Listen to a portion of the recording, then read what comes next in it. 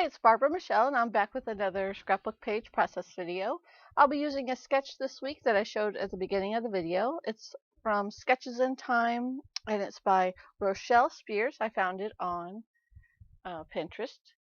For the papers for this page, they all came from a paper pad by Pink Paislee called Memorandum, and I got it at Michael's.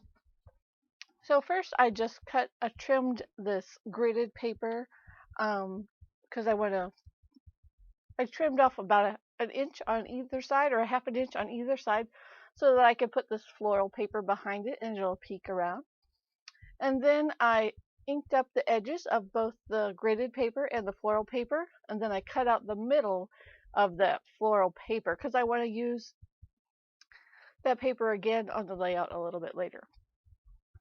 So after I had it all cut out, I glued down the grid paper to the floral paper. And now I'm just matting my photo. First I did ink it up with some StazOn ink, and then I matted it on kind of like a aqua blue paper that had some plus signs in white. And then I cut a strip of this chevron shapes there in gray and that little aqua blue and white.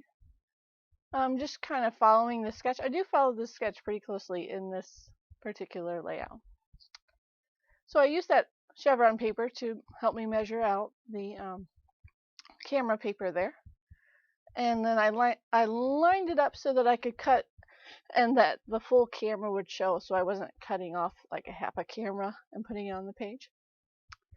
So that floral piece, I'm going to cut it in half so I can make it a little bit longer, and then I'll fishtail the ends. And I was just seeing where my photo would cover it up so I could cut it off. Alright, another piece of that floral paper, I'm just using this Fiskars punch to punch a scallop border. I'm going to punch it along two sides, and then I'll cut two strips. These are for the corners of the page. The corners in the sketch have like this diagonal cluster of the pattern papers used on the page. So I cut the camera at a diagonal angle, and then I cut two strips of that chevron piece as well. And now I'm just inking the edges of all the papers.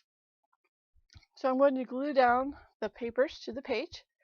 The picture that I'm using for this page is from a camping trip, and my daughter Emma is getting ready to go fishing. She's holding up a minnow in the picture, waiting for her dad to get the fishing pole ready. So that was just a quick view of what it looks like so far, so a close-up. So now I'm working on those corners. They gave me a lot of trouble actually. Took me a while to figure out how to get that corner shape on there because I had already glued down those two papers together. It would have been better if I had put the corners on before I glued that grid paper to the floral paper. But it worked out fine. It looks good. So after I have these corners down, I'm going to put on some embellishments. That's a moth. It's from a previous layout, like a leftover piece. I don't end up using it. But this sticker pack is from, it's a Thickers American Crafts sticker pack. It's called Grow.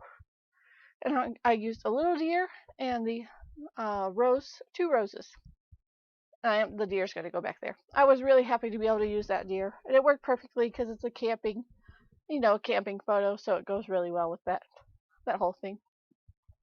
So those stickers are they were just some I had in my stash, and they matched the coloring. And the title was Let's Go Fishing. And then I'm just doing some quick journaling, and I kind of said the journaling says Emma's holding up the minnow, waiting for Jeff to get a fishing pole ready, because she kept getting snagged up and breaking off the hook.